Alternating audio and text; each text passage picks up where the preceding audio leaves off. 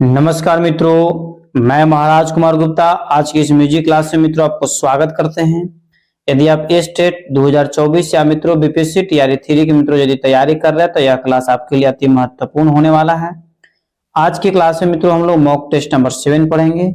यदि mock test number 7 direct में यदि मित्रों आप देख रहे हैं तो आपसे रिक्वेस्ट है कि 1 2 3 4 5 6 मॉक टेस्ट आप जरूर देख लें। मित्रों आज की क्लास में 80 प्रश्न न रह करके कुल 68 प्रश्नों का संग्रह मित्रों लाए हैं।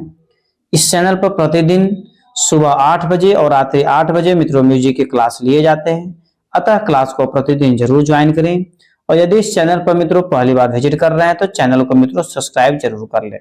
ठीक है, इस प्रकार बिना समय गवाए हुए आज के प्रथम प्रश्न पर मित्रों आप केयर कीजिए बारीकी से। पहला प्रश्न आपका है कि गायक जब गले को अपेक्षा नाक से ही स्वर निकालकर गायन किया करते हैं तब यह कंठ के किस दोष से युक्त माना जाता है। ठीक है, ए में तुम्बकी, बी में स्नायु नासिक, सी में मित्रों कंपित, डी में आपका काफी है। तो मित्रों इस प्रश्न का आंसर हो जाएगा स्नायु नासिक, मतलब ऑप्शन नंबर बी आपका सही है। इस प्रकार मित्रों अगले प्रश्न पर केयर कीजिएगा। अगला प्रश्न आपका है कि एक कुशल गायक को किसका सूक्ष्म अभ्यास अपेक्षित है। ए में स्वर साधना का, बी में ताल साधना का, सी में अंश साधना का, डी में मित्रों सौष्ठ साधना का। तो मित्रों कमेंट्स ऑफ फर्स्ट आंसर दीजिए। सभी प्रश्न आपके एग्जाम्स के लिए महत्वपूर्ण है। तो मित्रों इस प्रश्न का आंसर आपका हो जाएगा ऑप्शन नंबर ए पर, माने स्वर साधना का। ठीक है, इस प्रकार मित्रों अगले प्रश्न पर केयर कीजिएगा। अगला प्रश्न आपका है सामवेद की ऋचाओं होगा। सामवेद की ऋचाओं का गायन उदात, अनुदात और स्वरित इन 3 स्वरों के अंतर्गत होता था। इस गान क्रिया को किससे संबोधित किया जाता है। ए में मित्रों देवगान, बी में राभगान, सी में मित्रों सामगान, डी में आपको जाति गान। तो मित्रों बताइए इस प्रश्न का आंसर क्या होगा। सभी प्रश्न मित्रों स्टेट और बीपीएससी म्यूजिक टीचर के लिए मित्रों तैयार किए गए हैं, अतः सभी क्लास को आप जरूर ज्वाइन करें और सभी को टेस्ट में आप अपना कमेंट्स में आंसर जरूर देते। मित्रों इस प्रश्न का आंसर हो जाएगा ऑप्शन नंबर सी सामगान। इस प्रकार मित्रों अगला प्रश्न आपका है राग विशेष के अंतर्गत स्वर रचित रचना जो मुग्धकारी होती है उसे क्या कहते हैं। ए में सरगम, बी में बंदिश, सी में धुन, डी में आपका गीत है। तो मित्रों बताइए इस प्रश्न का आंसर क्या होगा। तो मित्रों इस प्रश्न का आंसर आपको हो जाएगा बंदिश, ऑप्शन नंबर बी है। एक चीज मित्रों आपको जरूर बोलेंगे, यदि जीवन में आप सफल होना चाहते हैं, यदि जीवन में आप सफल होना चाहते हैं तो प्रतिदिन एक छोटा सा टारगेट फिक्स कीजिए। टारगेट होता, उस टारगेट को पूरा करने में मित्रों अपना पूरा दिन लगा दीजिए, आगे आने वाला समय आपका ऑटोमेटिक सही हो जाएगा।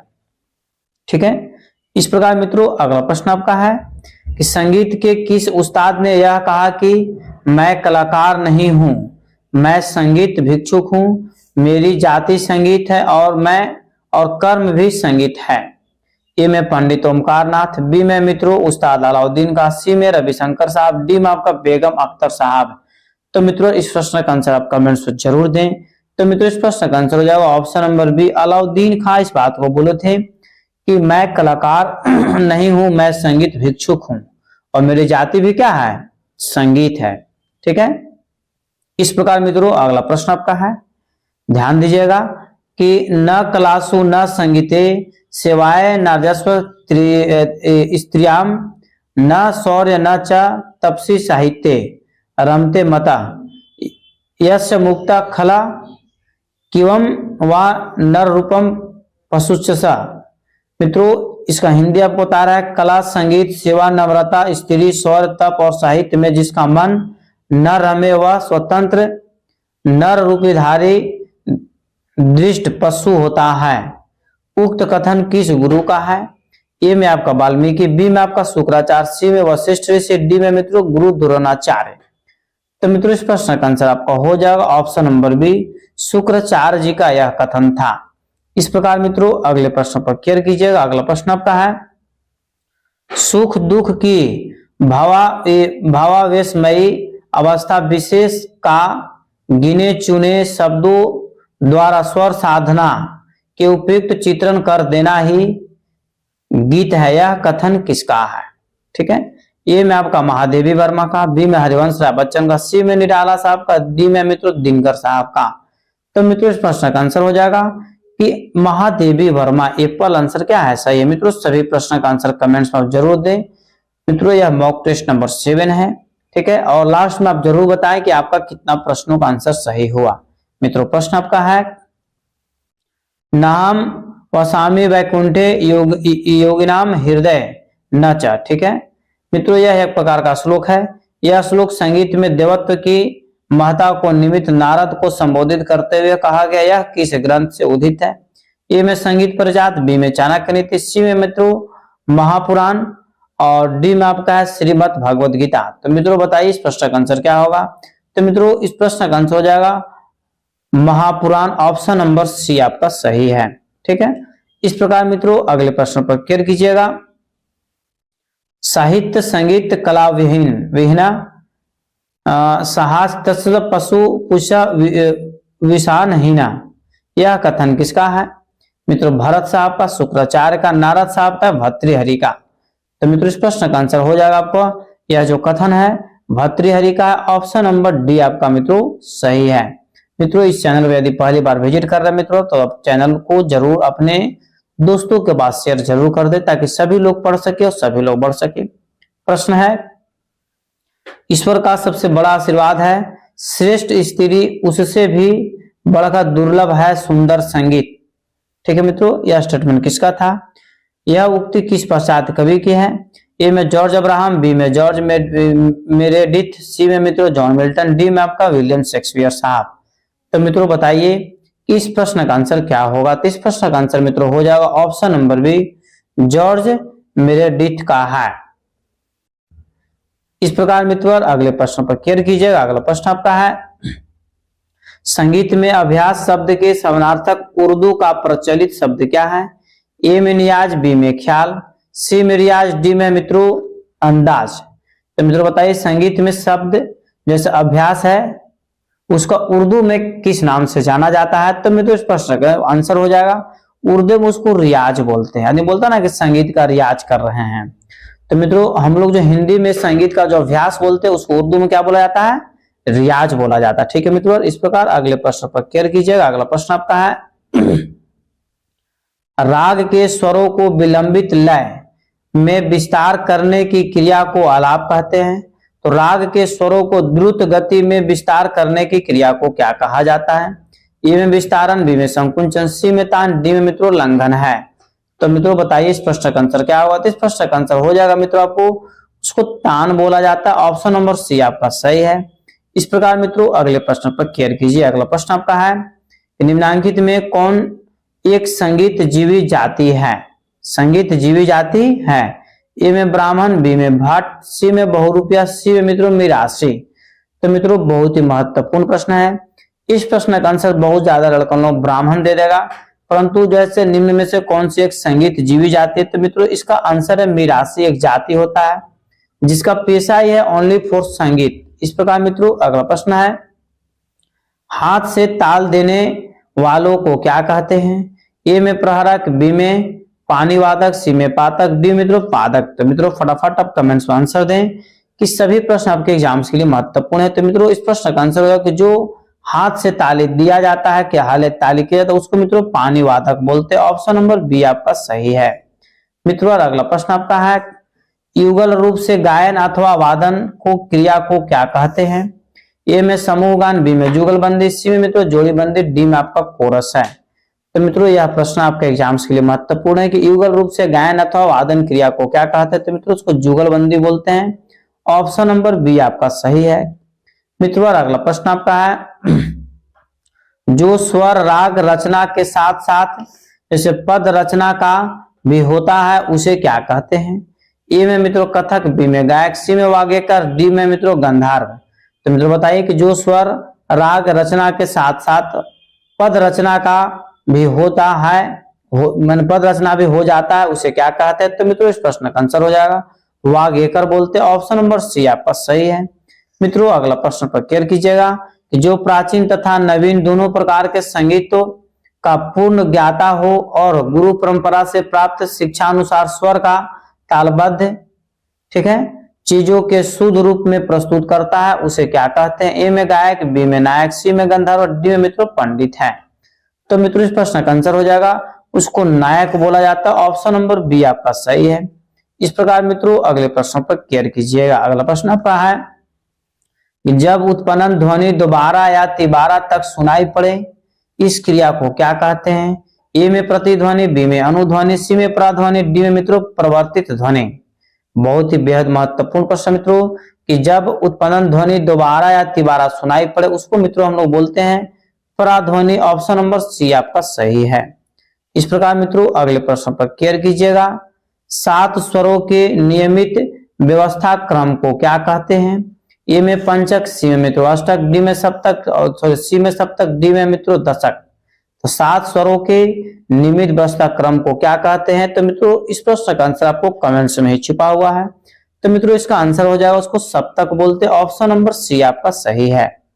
इस प्रकार मित्रों अगले प्रश्न पर केयर कीजिएगा, ध्यान दीजिएगा बारीकी से कि जब दो समान कंपन को मतलब फ्रीक्वेंसी को बहुत वस्तुओं को पास पास रखकर किसी एक ध्वनि से उत्पन्न की जाए तो दूसरी वस्तु स्वतः ही कंपित होने लगती है।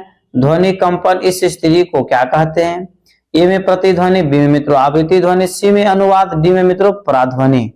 तो मित्रों फर्स्ट आप कमेंट्स में आंसर दीजिए। तो मित्रों इस प्रश्न का आंसर हो जाएगा आपको पराध्वनि, मतलब ऑप्शन नंबर डी आपका सही है।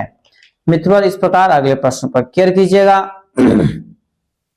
जिन रागों में वादी स्वर पूर्वार्ध अर्थात सा रे ग म प के अंतर्गत है उसे पूर्ण राग कहा जाता है, परंतु जिन रागों का वादी स्वर उत्तरार्ध अर्थात म प ध नि सा के अंतर्गत है उन्हें क्या कहेंगे? ए में पूर्वांगवादी राग, बी में उत्तरांगवादी राग, सी मित्रों विवादी राग, डी में अनुवादी राग। ठीक है, अनुवांगवाद अनुनांगवादीवाद। ठीक है, तो मित्रों इस प्रश्न का आंसर आपका हो जाएगा ऑप्शन नंबर डी अनुनांगवादीवाद। ऑप्शन नंबर डी मित्रों आपका सही है। इस प्रकार मित्रों अगले प्रश्न पर केयर कीजिए। अगला प्रश्न आपका है 12 बजे दिन से 12 बजे रात्रि तक की अवधि को संगीतज्ञों ने पूर्वकालिक राग कहा है।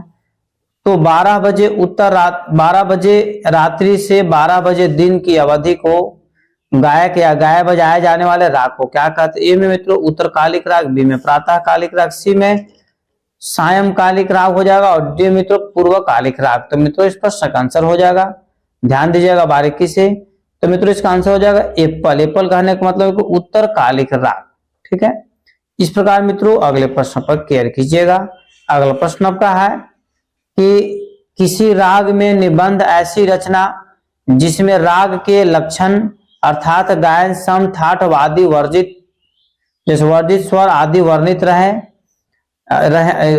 क्या कहते हैं? ए में मित्रों देसी गीत, बी में लोकगीत, सी में मार्गी गीत, डी में मित्रों लक्षण गीत है। तो मित्रों फट से आप कमेंट्स में आंसर दीजिए कि इस प्रश्न का आंसर क्या होगा। तो मित्रों इस प्रश्न का आंसर हो जाएगा इसको लक्षण गीत बोलते हैं। ऑप्शन नंबर डी आपका सही है। इस प्रकार मित्रों अगले प्रश्न पर केयर कीजिएगा। अगला प्रश्न आपका है कि मध्यकालीन संगीत में राग रागनी पद्धति प्रचलित थी, तो आधुनिक काल में कौन सी पद्धति प्रचलित है?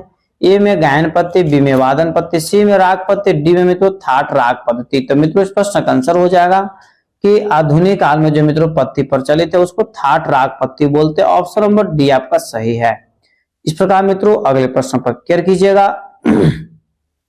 सातों स्वर की क्रमानुसार वह व्यवस्था जो आरोह एवं अवरोह दोनों स्थितियों में हो तथा रंजकता से दूर सैद्धांतिक रूप से उनमें राग उत्पन्न करने की क्षमता हो क्या कहलाती है? तो मित्रों ए में आपका बाट, बी में राग, सी में गान, डी में मित्रों तान। तो मित्रों इस प्रश्न का आंसर हो जाएगा आपको एप्पल, मतलब उसको बाट बोला जाता है। इस प्रकार मित्रों अगले प्रश्न पर केयर कीजिएगा। अगला प्रश्न आपका है स्वर वर्षों का यह सुसज्जित समूह जो हमारे मन को किसी न किसी रूप में आनंद तथा रंजकता प्रदान करता है क्या है? ए में थाट, बी में राग, सी में तान, डी में मित्रों गान है। तो मित्रों फट से आप कमेंट्स में आंसर दीजिए। तो मित्रों इस प्रश्न का आंसर हो जाएगा ऑप्शन नंबर बी, मित्रों उसको राग बोला जाता है। इस प्रकार मित्रों अगले प्रश्न पर केयर कीजिएगा और यदि इस चैनल पर पहली बार विजिट कर रहे हैं मित्रों तब चैनल को मित्रों अभी तुरंत सब्सक्राइब कर लें, ताकि जब भी मित्रों म्यूजिक का या फिर आर्ट ऑफ टीचिंग का या फिर मैथ और रीजनिंग का मित्रों जब भी चैनल पर क्लास मित्रों अपलोड किया जाए तो मित्रों आपके पास नोटिफिकेशन तुरंत चला जाए।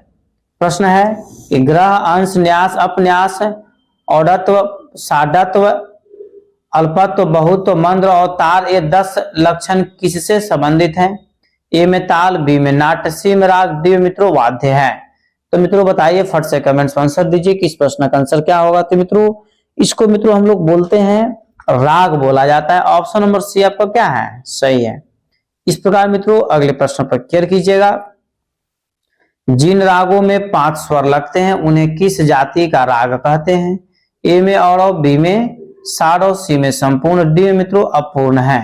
तो मित्रों बताइए कि जिन रागों में 5 स्वर लगते हैं उन्हें किस जाति का राग कहते हैं? तो मित्रों इस प्रश्न का आंसर आपका हो जाएगा, उसको औरव जाति का राग कहते हैं। अति महत्वपूर्ण प्रश्न बच्चों। अगले प्रश्न पर मित्रों केयर कीजिएगा। अगला प्रश्न आपका है कि 6 स्वर वाले राग की जाति क्या होती है? ए में साड़व, बी में आड़व, सी में अपूर्ण, डी में मित्रों अपूर्ण है। तो मित्रों बताइए कि 6 स्वर वाले रागों की जाति को मित्रों साड़व कहते हैं। ये फल आंसर आपका क्या है? सही है। इस प्रकार मित्रों अगले प्रश्न पर केयर कीजिएगा। संपूर्ण जाति के रागों में कितने स्वर प्रयुक्त होते हैं? संपूर्ण जाति के रागों में कितने स्वर प्रयुक्त होते हैं? तो मित्रों ए में आपका 5 है, बी में 6 है, सी में 7 है, डी में मित्रों 8 है। तो मित्रों बताइए कि संपूर्ण जाति के रागों में जो है से कितने स्वर प्रयुक्त होते हैं? तो मित्रों संपूर्ण जाति के रागों में मित्रों आपको जैसे 7 स्वरों का प्रयोग किया जाता है। ऑप्शन नंबर सी आपका सही है। इस प्रकार मित्रों अगले प्रश्न पर केयर कीजिएगा। अगला प्रश्न आपका मित्रों कि आरोह अवरोह की दृष्टि से औडव और संपूर्ण एक दूसरे से मिलकर कितनी उपजातियों का जैसे सृजन लिखाएगा, सृजन करती है? ए में 7, बी में 8, सी में मित्रों 9 और डी में है 10। तो मित्रों फट से आप कमेंट्स में आंसर दीजिए कि इस प्रश्न का आंसर मित्रों हो जाएगा ऑप्शन नंबर सी, मतलब 9। ठीक है। इस प्रकार मित्रों अगले प्रश्न पर आप केयर कीजिएगा। अगला प्रश्न आपका है अस्थाई, आरोह, अवरोह एवं संचारी किसके प्रकार हैं जिसका संबंध गायन वादन के क्रम में विभिन्न क्रियाओं से है? ए में जाति, बी में वर्ग, सी में तो राग होगा, डी में थाट है। तो मित्रों फट से कमेंट्स में आंसर देगा। स्थाई, आरोह, अवरोह एवं संचारी किसके प्रकार हैं? तो मित्रों आपको बताते चलें यह जो से वर्ग के प्रकार है। ऑप्शन नंबर बी मित्रों आपका सही है। ठीक है। इस प्रकार मित्रों अगले प्रश्न पर केयर कीजिएगा कि उत्तर भारतीय मतलब हिंदुस्तानी संगीत पद्धति में कितने, ध्यान दीजिए कितने तो मित्रों कितने थाट यहां पर होगा, कितने थाटों, ठीक है, कितने थाटों का निरूपण किया गया है? तो मित्रों इस प्रश्न का आंसर आपका ए में है 12 हो जाएगा, सी मित्रों 16, बी में 16, सी में 32 और डी मित्रों 10 है। तो मित्रों इसका आंसर हो जाएगा डी नंबर, मतलब 10 आंसर सही है। ठीक है। इस प्रकार मित्रों अगले प्रश्न पर केयर कीजिएगा। निम्नांकित थाट में कौन सा थाट हिंदुस्तानी संगीत के 10 थाटों से भिन्न है? ए में मित्रों आपका ऑप्शन है कल्याण, बी में भैरवी, सी में पूर्वी, डी में मित्रों रूपवती है। तो मित्रों 35 नंबर प्रश्न का आंसर हो जाएगा रूपवती। ऑप्शन नंबर डी आपका सही है। इस प्रकार मित्रों अगले प्रश्न पर केयर कीजिएगा। अगला प्रश्न आपका है संगीत में कितने प्रकार के वर्ण होते हैं? ए में 3, बी में 4, सी में 6, डी में मित्रों 8 है। तो मित्रों फट से कमेंट्स में आंसर दे कि संगीत में कितने प्रकार के वर्ण होते हैं? तो मित्रों संगीत में जैसे कुल आपको 4 प्रकार के वर्ण माना गया है, मतलब ऑप्शन नंबर बी आपका सही है। इस प्रकार मित्रों अगले प्रश्न पर केयर कीजिएगा। एक ही स्वर के बार बार उच्चारण करते ऊपर या नीचे जाने आने की क्रिया को क्या कहते हैं? ए में आरोही वर्ण, बी में अवरोही वर्ण, सी में अस्थायी वर्ण, डी में मित्रों संचारी वर्ण। ठीक है। तो मित्रों फट से आप कमेंट्स में आंसर दे। तो मित्रों इस प्रश्न का आंसर आपका हो जाएगा, ध्यान दीजिएगा, ऑप्शन नंबर सी आपका सही है, मतलब अस्थायी वर्ण बोला जाता है मित्रों। इस प्रकार अगला प्रश्न आपका है नीचे के स्वरों से ऊपर के स्वरों की ओर जाने की क्रिया को किस वर्ण के अंतर्गत रखा जाता है? आरोही, अवरोही, अस्थायी या संचारी? मित्रों वर्णों की संख्या 4 हम बताए थे। तो नीचे के स्वरों से ऊपर के स्वरों की ओर जाने की क्रिया को मित्रों क्या कहते हैं? तो मित्रों उसको आरोह कहते हैं। ऑप्शन नंबर ए पर आपका सही है। ठीक है। इस प्रकार मित्रों अगले प्रश्न पर केयर कीजिएगा कि ऊपर के स्वरों से नीचे के स्वरों की ओर उतरने को कौन सा वर्ण कहते हैं? ए में अस्थायी, बी में संचारी, सी में अवरोह, डी में मित्रों आरोही। तो मित्रों बताइए कि ऊपर के स्वरों से नीचे के स्वरों की ओर उतरने को कौन से वर्ण कहते हैं? तो मित्रों इसको बारीकी से आपको आंसर कमेंट्स में देना जरूरी है। तो मित्रों इसको अवरोही कहेंगे, मतलब ऑप्शन नंबर सी आपका सही है। और नीचे से ऊपर की ओर जाएगा तो आरोही कहेंगे, और ऊपर से नीचे की ओर आएगा तो अवरोही कहेंगे। अगला प्रश्न आपका है स्वरों की वह क्रमबद्ध श्रृंखला जिसे लगाने पर राग की सुंदरता बड़े तथा विविध वर्षों के आधार पर सुसज्जित रहे उसे क्या कहते हैं? ए में राग, बी में अलंकार या पलटा, सी में था, डी में मित्रों मेल है। तो मित्रों इस प्रश्न का आंसर आपको हो जाएगा ऑप्शन नंबर बी, उसको अलंकार या पलटा कहते हैं। इस प्रकार मित्रों अगले प्रश्न पर केयर कीजिएगा। गायन तथा वादन के क्रमशः गीत तथा गत की रचना के द्वितीय चरण पा द्वितीय भाग को क्या कहा जाता है? ए में स्थायी, बी में अंतरा, सी में संचारित, डी में मित्रों अभोगी। तो मित्रों फट से आप कमेंट्स में आंसर दे कि गायन तथा वादन के क्रमशः गीत तथा गत की रचना के द्वितीय चरण पा द्वितीय भाग को क्या कहते हैं? तो मित्रों इस प्रश्न का आंसर आपका हो जाएगा ये पल, मतलब उसको मित्रों अस्थाई बोला जाता है। इस प्रकार मित्रों अगले प्रश्न पर केयर कीजिएगा। गायन तथा वादन के क्रमशः गीत तथा गत की रचना के द्वितीय चरण या द्वितीय भाग को क्या कहा जाता है? ए में स्थायी, बी में अंतरा, सी में संचारित, डी में मित्रों अभोगी है। तो मित्रों फटाफट आप कमेंट्स में आंसर दे। तो मित्रों इस प्रश्न का आंसर हो जाएगा ऑप्शन नंबर बी, अंतरा कहा जाता है। इस प्रकार मित्रों अगले प्रश्न पर केयर कीजिएगा। गायन वादन अथवा नर्तन के क्रम में धीमी गति बरतने को विलंबित लय, ठीक है, विलंबित लय सामान्य अर्थात न अधिक धीमी न अधिक तेज गति बरतने को मध्य लय कहते हैं। तो तेज गति बरतने को किस लय से संबोधित किया जाएगा? ए में तीव्र, बी में दोगुन, सी में द्रुत, डी में मित्रों शीघ्र। तो मित्रों इस प्रश्न का आंसर आपका हो जाएगा ऑप्शन नंबर सी। प्रश्न में आंसर छुपा हुआ था, जो तेजी से होगा उसको मित्रों द्रुत लय के नाम से जाना जाता है। इस प्रकार मित्रों अगला प्रश्न आपका है गायन वादन तथा नृत्य को ताल एवं लय सहित प्रस्तुत करने की विद्या को क्या कहते हैं? ए में संगीत, बी में नाट्य, सी में नर्तन, डी में मित्रों वादन है। तो मित्रों इस प्रश्न का आंसर हो जाएगा उसको संगीत बोला जाता है। मतलब गायन वादन और नृत्य के सामूहिक रूप को साहित्य में क्या बोलते हैं? संगीत बोला जाता है। इस प्रकार मित्रों अगले प्रश्न पर केयर कीजिएगा। भरत ने कितनी संगीत पद्धतियां हैं? भरत साहब ने कितने संगीत पद्धतियां मानी है? ए में 1, बी में 2, सी में 3, डी में मित्रों 4।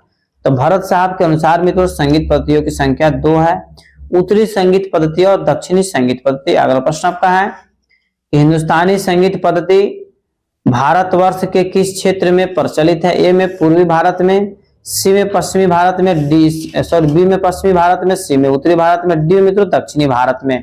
तो मित्रों हिंदुस्तानी संगीत पद्धति जो मित्रों प्रचलित है वो आपको उत्तरी भारत में मित्रों प्रचलित है। ऑप्शन नंबर सी आपका सही है। इस प्रकार मित्रों अगले प्रश्न पर केयर कीजिएगा कि दक्षिण भारतीय संगीत पद्धति भारतवर्ष के किस क्षेत्र में प्रचलित है? तो मित्रों ए में दक्षिण क्षेत्र, बी में पूर्वी क्षेत्र, सी में मित्रों पश्चिमी क्षेत्र, डी में आपका उत्तरी क्षेत्र।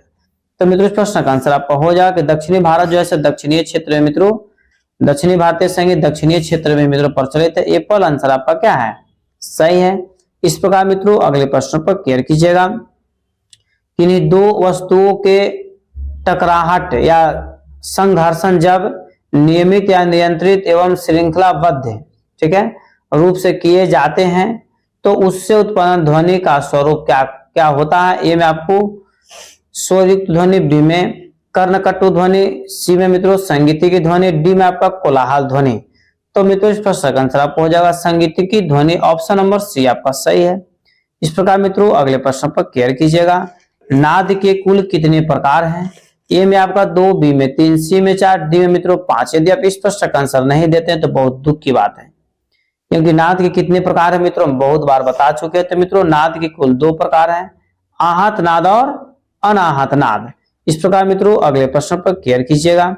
सामान्य स्थिति में दो वस्तुओं के स्पर्शघात से उत्पन्न वह नाद जिसे हम स्थूल कानों से सुनते हैं वह कौन सा नाद है? तो मित्रों ए में आपका है अनाहत नाद, बी में आहत नाद, सी में श्रुति नाद, डी मित्रों अश्रुति नाद। तो मित्रों इस प्रश्न का आंसर हो जाएगा आहत नाद। ऑप्शन नंबर बी आपका सही है। मित्रों यदि इस चैनल पर पहली बार विजिट कर रहे हैं मित्रों तो चैनल को अभी तुरंत सब्सक्राइब कर लें और लाइक और कमेंट करना मित्रों न भूलें। अगला प्रश्न आपका है कि अध्यात्म साधना के क्रम में ध्यान एवं समाधि की अवस्था में अयोग्यता के परे अनुभूति जन्य नाद को क्या कहते हैं? ए में आहत नाद, बी में श्रुति नाद, सी में मित्रों अगोचर नाद, डी में अनाहत नाद। तो मित्रों आप फट से कमेंट्स में आंसर दीजिए। तो मित्रों इस प्रश्न का आंसर हो जाएगा अनाहत नाद, मतलब ऑप्शन नंबर डी आपका क्या है? सही है। मित्रों अगले प्रश्न पर क्लियर कीजिएगा कि गायन वादन में स्वर का यह सूक्ष्म भाग जिसे सुनकर एक दूसरे को अलग अलग स्पष्ट रूप से पहचाना जा सके क्या कहते हैं? ए में श्रुति, बी में स्पर्श, सी में नाद, डी में मित्रों ध्वनि। तो मित्रों इस प्रश्न का आंसर आपका हो जाए एप्पल, मतलब उसको श्रुति कहते हैं। इस प्रकार मित्रों अगले प्रश्न पर आप क्लियर कीजिएगा। एक सप्तक के अंतर्गत श्रुतियों होगा, श्रुतियों, ठीक है, श्रुतियों की संख्या कितनी है? ए में मित्रों 10, बी में 72, सी में 22 और डी में मित्रों 20। तो बताइए एक सप्तक के अंतर्गत श्रुतियों की कुल संख्या कितनी होती है? तो मित्रों इस प्रश्न का आंसर आपको कमेंट्स में देना अति आवश्यक है। तो मित्रों एक श्रुति में कुल जो है एक सप्तक में कुल श्रुतियों की संख्या 22 होती है। सभी मित्रों का आंसर सही है, इसके लिए सभी को दिल से धन्यवाद। इसी तरीके से सभी प्रश्न का आंसर कमेंट्स में आंसर दे और लास्ट में आप जरूर बताइए कि आपका कितना आंसर सही हुआ। प्रश्न मित्रों की संगीत उपयोगी ध्वनियों का असमूल रूप नाद है, तो नाद का सूक्ष्म अंश क्या है? ए में स्वर, बी में राग, सी में श्रुति, डी में मित्रों ध्वनि है। तो मित्रों इस प्रश्न का आंसर आपका हो जाएगा ऑप्शन नंबर सी, मित्रों उसको श्रुति कहते हैं। इस प्रकार मित्रों अगले प्रश्न पर क्लियर कीजिएगा। श्रुति के ए अंश जिनकी संख्या 7 है, जो स्वयं शोभित है, कर्ण प्रिय है, मधुपूर्ण है तथा राग का संगीत आधार है क्या है? ठीक है, ए में नाद, बी में राग, सी में ध्वनि, डी में मित्रों स्वर। तो मित्रों इस प्रश्न का आंसर आपका हो जाएगा उसको स्वर बोलते हैं। ऑप्शन नंबर डी आपका सही है। अगला प्रश्न आपका है ईश्वरों के श्रृंखलाबद्ध या क्रमबद्ध चलन को संगीत की भाषा में क्या कहते हैं? ए में अभ्यास, सी में अलंकार, डी में सरगम और सी में सरगम, डी में मित्रों साधना। तो मित्रों इस प्रश्न का आंसर आपका हो जाएगा एप्पल। मित्रों अर्थात कहने का मतलब है कि अभ्यास आंसर क्या है? सही है। इस प्रकार मित्रों अगले प्रश्न पर आप क्लियर कीजिएगा कि जब सातों स्वर अपनी निश्चित श्रुतियां होगा, निश्चित श्रुतियों पर स्थित रहते हैं, तब उन्हें क्या कहते हैं? ए में विकृति स्वर, बी में मित्रों शुद्ध अथवा प्राकृतिक स्वर, सी में तीव्र स्वर, डी में मित्रों अचल स्वर। तो मित्रों इस प्रश्न का आंसर हो जाएगा ऑप्शन नंबर बी, और उसको मित्रों शुद्ध अथवा प्राकृतिक स्वर बोला जाता है। अगला प्रश्न आपका है, ध्यान दीजिएगा बारीकी से कि षड्ज और पंचम स्वर जब अपने निश्चित स्थान से ऊपर या नीचे नहीं खिसकते थे, अर्थात इनका कोई विकृति स्वर नहीं होता, तो इस स्वर को किस प्रकार से संबोधित किया जाता है? ए में चल स्वर, बी में अचल स्वर, सी में विकृति स्वर, डी में मित्रों तीव्र स्वर। तो मित्रों इस प्रश्न का आंसर आपका हो जाएगा अचल स्वर। मित्रों उसको बोला जाता है जो अपने स्थान से नहीं खिसकता ऊपर या नीचे, उसको क्या बोलते हैं? अचल स्वर बोलते हैं मित्रों। इस प्रकार अगला प्रश्न आपका है, एक सप्तक के अंतर्गत रे, ग, म, ध तथा ये 5 स्वर ऐसे हैं जो अपने निश्चित स्थान से ऊपर या नीचे खिसकते हैं या यही उनकी प्रवृत्ति होती है, किस नाम से पुकारा जाता है? ए में विकृति या चल स्वर, बी में मित्रों अचल स्वर, सी में शुद्ध स्वर, डी में मित्रों प्राकृत स्वर। तो मित्रों इस प्रश्न का आंसर आपका हो जाएगा विकृत या चल स्वर। ठीक है, इस प्रकार मित्रों इस प्रश्न का आंसर एप्पल सही है। अगला प्रश्न आपका है, स्वरों के चढ़ते हुए क्रम को आरोह कहते हैं, तो उतरते हुए क्रम को क्या कहते हैं? ए में आपका संचारी, बी में आरोह, सी में अचल, डी में मित्रों चल। तो मित्रों इस प्रश्न का आंसर हो जाएगा उसको अवरोह कहते हैं। ऑप्शन नंबर बी आपका सही है। इस प्रकार मित्रों अगले प्रश्न पर क्लियर कीजिएगा, निम्नांकित स्वर व्यवस्था किस क्रम में है? जैसे नी, ध, प, म, ग, रे, सा किस स्वर में? आरोह में, संचारी में, अवरोह में या विवादी में? तो मित्रों इस प्रश्न का आंसर आपको हो जाएगा उसके मित्रों अवरोह कहते हैं, क्योंकि सभी में नीचे की ओर मित्रों उतरा हुआ, तो जो स्वर नीचे की ओर उतरा हुआ रहेगा उसको अवरोह कहते हैं, और जो स्वर ऐसे ऊपर की ओर मित्रों चढ़ा हुआ उसको क्या बोलते हैं? आरोह कहते हैं। इस प्रकार मित्रों अगले प्रश्न पर क्लियर कीजिएगा, 7 स्वर अर्थात सा, रे, ग, म, प होगा, यहाँ पर प, ध, नी, ध होगा। ठीक है, ध, नी के समूह को क्या कहते हैं? ए में अलंकार, बी में सप्तक, सी में पलटा और डी में मित्रों स्वर। तो मित्रों 7 स्वरों के जैसे जो समूह है इसको मित्रों हम लोग क्या बोलते हैं? तो सप्तक बोलते हैं। ऑप्शन नंबर बी मित्रों आपका सही है। ठीक है, इस प्रकार मित्रों अगले प्रश्न पर आप क्लियर कीजिएगा। अगला प्रश्न अति महत्वपूर्ण है, ध्यान दीजिएगा मित्रों। कि सप्तक के कुल कितने प्रकार होते हैं। ए में 1, बी में 2, सी में 3, डी में मित्रों 4 है। तो मित्रों फट सब कमेंट्स में आंसर दे कि सप्तक के कुल कितने प्रकार होते हैं। तो सप्तक के कुल 3 प्रकार होते हैं। ऑप्शन नंबर सी मित्रों आपका सही है। अगला प्रश्न आपका है, साधारण या औसत स्वरों से नीचे के स्वरों वाले सप्तक को क्या कहते हैं। ए में मंद्र सप्तक, बी में मध्य सप्तक, सी में तार सप्तक, डी में मित्रों तीव्र सप्तक है। तो मित्रों बताइए कि साधारण या औसत स्वरों के नीचे के स्वरों वाले सप्तक को क्या कहते हैं। तो मित्रों इस प्रश्न का आंसर हो जाएगा, उसको मित्रों मंद्र सप्तक कहते हैं। एप्पल आंसर आपका सही है। इस प्रकार मित्रों अगले प्रश्न पर केयर कीजिएगा कि साधारण या औसत स्वरों वाले सप्तक को क्या कहते हैं। ए में मंद्र सप्तक, बी में मध्य सप्तक, सी में तार सप्तक, डी में मित्रों तीव्र सप्तक है। तो मित्रों आप बताइए इस प्रश्न का आंसर क्या होगा, क्योंकि यह क्वेश्चन मित्रों बार बार आ रहा है और बार बार हमको बताने पड़ रहा है, इसलिए कमेंट्स में आप जरूर आंसर दें। तो मित्रों इस प्रश्न का आंसर आपका हो जाएगा मध्य सप्तक। ऑप्शन नंबर बी आपका सही है। इस प्रकार मित्रों अगले प्रश्न पर केयर कीजिएगा। अगला प्रश्न जो कि आज का अंतिम प्रश्न मित्रों, मध्य सप्तक से ऊंचे स्वरों को किस सप्तक के अंतर्गत रखा गया है। ए में मंद्र सप्तक, बी में मध्य सप्तक, सी में तीव्र सप्तक, डी में मित्रों तार सप्तक है। तो मित्रों इस प्रश्न का आंसर हो जाएगा कि मध्य सप्तक से ऊंचे स्वर को किस सप्तक के अंतर्गत रखा गया। तो मित्रों उसको तार सप्तक के अंतर्गत रखा गया। ऑप्शन नंबर डी आपका सही है। इस प्रकार मित्रों सभी प्रश्नों का आंसर मित्रों यहाँ पर आपको प्रस्तुत कर दिया गया। कुल 66 प्रश्न था। अब आप कमेंट्स में आंसर जो से फटाफट बताएं कि कुल आपका कितना प्रश्नों का आंसर सही हुआ, ताकि हम भी जान सके कि जो मेरे द्वारा पढ़ाया गया बच्चे कितने सक्सेस हो रहे हैं और कितना मेहनत कराने की जरूरत है। मित्रों अतः यहाँ पर आज की क्लास यहीं पर समाप्त किया जा रहा है। यदि आप इस चैनल पर पहली बार विजिट कर रहे हैं तो चैनल को सब्सक्राइब कर ले, लाइक कर ले, शेयर कर ले, कमेंट कर ले। और मित्रों इस चैनल पर state, BPSC, DSSB, net, KBS या ईएमआरएस की मित्रों तैयारी करवाया जाता है। प्रतिदिन क्लास को आप जरूर ज्वाइन करें और मित्रों इस चैनल को अपने स्टडी ग्रुप में जरूर शेयर कर दें। तब तक के लिए आप स्वस्थ रहिए, मस्त रहिए।